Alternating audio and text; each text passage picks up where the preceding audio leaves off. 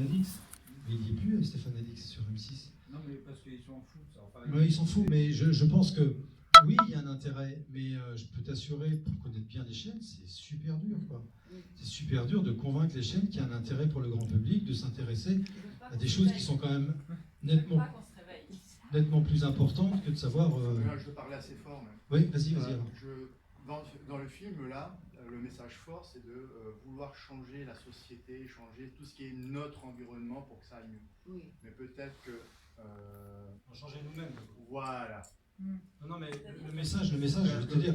Travailler d'abord le changement intérieur. Mais le message, c'est cette petite fille qui la donne à la fin. Quand elle est en train de peindre ses œufs, qu'est-ce qu'elle dit? Elle dit, on est là pour apprendre à se connaître. 12 ans. Elle a tout dit. Apprenons-nous à nous connaître. C'est pour ça que j'ai voulu terminer par ce film par les enfants, parce que qu'est-ce qu'ils font les enfants à la fin? Ils protègent un œuf. C'est quoi l'œuf? C'est la vie. Ils sont là en train de peindre, alors certaines peintures sont un peu maladroites, on sent que voilà, il y a beaucoup de noir, mais c'est pas grave. Mais de voir que, moi je suis bouleversé encore une fois par ce japonais. De savoir que ça fait 25 ans qu'il organise cette festival des œufs, parce que si on dit œufs de Pâques, il va se faire flinguer par tout le monde. Festival des œufs qui ont lieu à Pâques. Et je peux vous assurer que les enfants, ils en gardent un souvenir incroyable. Et à chaque fois, c'est une vraie fête pour eux. Ce type qui rassemble, qui passe son temps depuis 25 ans alors qu'il dirige une énorme société et qui donne tout son argent pour réveiller tout le monde en disant, avec cette petite madone qu'il emporte partout où il va, pour dire, elle a survécu à la bombe. Elle a survécu à la bombe. C'est quand même la bombe nucléaire, je pense que c'est monstrueux. Il y a 2000 ogives aujourd'hui qui sont pointées sur nous, quoi. 2000. C'est bien, on préfère parler des JO 2024. Les JO. Non, mais je pense qu'effectivement, et j'aime bien que tu insistes sur le message du film. Le message du film, il est vraiment là. Soyons nous-mêmes des vrais artisans de paix. Ayons le sourire, ayons la joie, et comme ça, pour mieux la transmettre. Il est là le secret. Parce que c'est vrai qu'il faut avoir des vraies têtes de vie, en vie, quoi. Il faut être, il faut avoir cette vie en nous qui puisse donner envie de croire à autre chose qu'à notre nombril, quoi. Oui, parce que l'acteur qui joue le moine, dit bien à la fin, mais on peut changer voilà. tout moment. Donc bien sûr. C'est pas inscrit dans le marbre que tout va exploser. Tous les messages, il y a toujours un si dans tous les messages de la Vierge. Il y a toujours un si. Maintenant, au risque le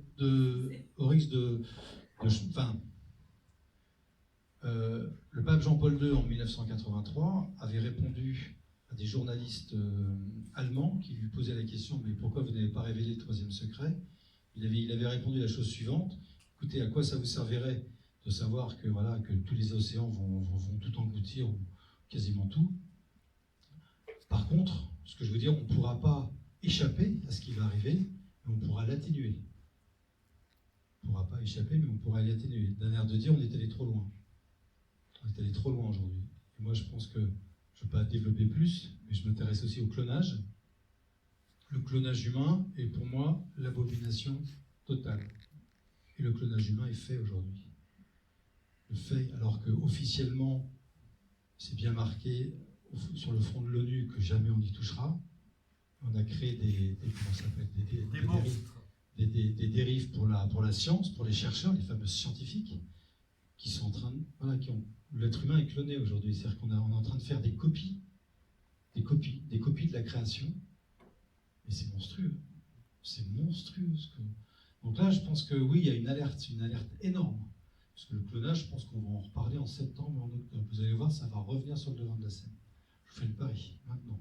Mais dans l'ensemble, tu es optimiste ou pessimiste? Mais je suis super optimiste. Attendez, moi, mon optimiste, je fais partie de ceux... mais j'ai juste envie de dire, mais reviens vite, quoi. Quand je dis reviens, comme je suis croyant, je suis chrétien, voilà, je ne le dis pas dans le film, mais voilà, j'attends son retour pour que, voilà, enfin, je pense que là, on vit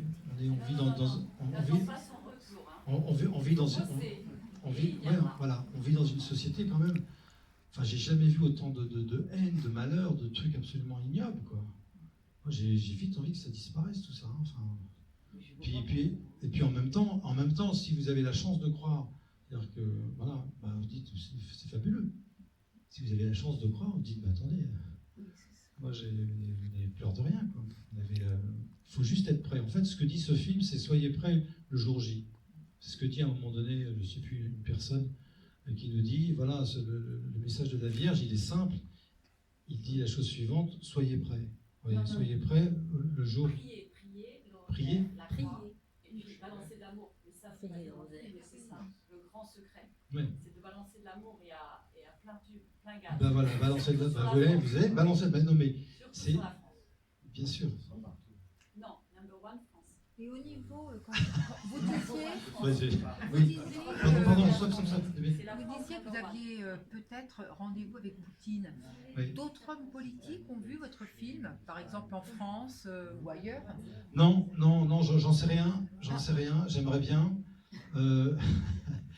Oui, j'aimerais bien. Mais ceci dit, on est en train de réfléchir. Dès qu'on aura un rendez-vous sûr avec Poutine, parce que là, c'est vraiment en train d'être fait. Là, on est sur le point d'avoir et là, moi, je partirai tout de suite.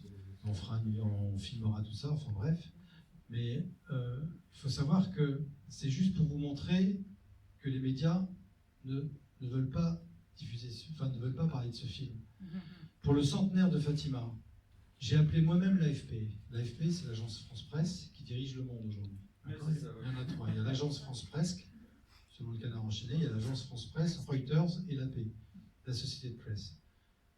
J'appelle l'agence France Presse en disant écoutez, voilà, j'ai fait un film qui est sorti en 2014 qui raconte, voilà, qui montre que le Vatican n'a pas dit la vérité sur un secret qui quand même concerne l'avenir de l'humanité. J'appelle un journaliste de l'agence France Presse, donc première agence mondiale. Je dis, entre guillemets, pour essayer de le faire frétiller un petit peu, il y a quand même un petit scoop. Bon, voilà, il va y avoir bientôt le centenaire, regardez le film, ça vous engage à rien. Ah oui, très bien.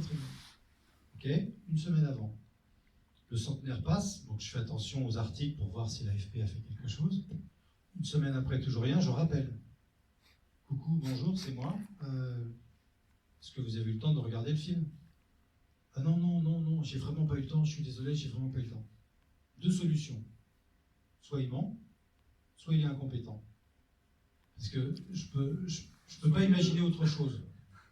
Non, il y a des filtres aussi. Mais non, il n'y a pas... Ça dérange en fait. Non mais quand moi j'ai eu la chance de travailler quasiment dans les grandes rédactions, quand tu appelles l'agence France Presse pour leur dire sur un événement qui est mondial, en disant que tu as des informations que personne n'a, qui sont contenues dans un film, qu'il n'y a pas eu de projection presse, tu peux pas dire non, il s'en fout, c'est pas possible. Sinon, c'est pour ça que je dis, il n'est pas compétent.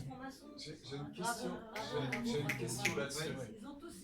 Jean-Paul II était vivant lors de la conférence de presse. Chut, s'il vous plaît. Jean-Paul II était vivant lors de la conférence de presse du cardinal Ratzinger et du cardinal Berton.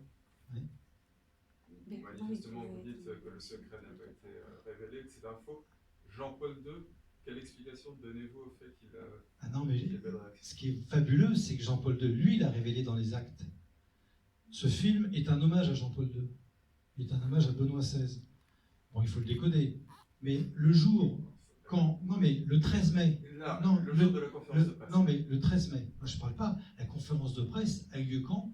Elle a eu lieu le 26 juin 2000. Or, Jean-Paul II, le 13 mai 2000, c'est le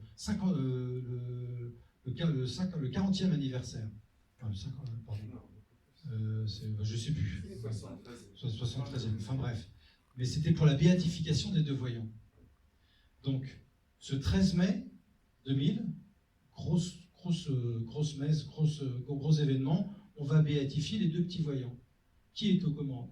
Le pape Jean-Paul II. Et là, qu'est-ce qu'on apprend? C'est juste une déclaration du cardinal Sodano qui nous dit, pour mettre l'eau à la bouche, les enfants, on va vous révéler bientôt le troisième secret. Oh, incroyable! Mais on vous dit tout de suite, vous inquiétez pas, il n'y a rien de grave, c'est juste l'attentat de Jean-Paul II. Mais c'est tout. Mais le même jour, c'est-à-dire que ce jour est important, c'était le jour du 13 mai, donc c'était le jour anniversaire des apparitions. Que fait le pape Jean-Paul II dans son homélie? Toute son homélie, il va faire de Notre-Dame de Fatima la femme de l'Apocalypse, en disant que les grandes tribulations ont commencé. Bon, après, vous cherchez dans qu'est-ce que c'est que les grandes tribulations, c'est ce que j'ai fait, parce que moi, j'ai pas une culture comme... On les voit, les grandes tribulations. Voilà, mais quand vous avez le pape, dans le même moment qu'il nous dit, dans son homélie, je vous invite à la relire, que ici, à Fatima, la Vierge a annoncé les grandes tribulations et qu'elles ont commencé, je veux dire que c'est quand même hyper clair, quoi. Après, vous allez regarder ce que dit l'Apocalypse, l'ouverture du 5e sceau et tout ça, et après vous faites votre propre tambouille, mais de toute façon, moi, ce que je trouve bien, c'est que Jean-Paul... C'est pas la seule voie. Non, mais il est verrouillé, il peut pas... Il est censuré. Mais bien sûr. Et par contre, moi, mais à quoi ça vous sert de savoir qu'on va tous mourir bientôt, peut-être dans 2 semaines, dans 2 mois ou dans 3 ans? C'est ce que dit Jean-Paul II. Jean-Paul II, qu'est-ce qu'il a fait? Lui, il est allé parcourir le monde pour amener un maximum de personnes à la foi. C'est ce qu'il a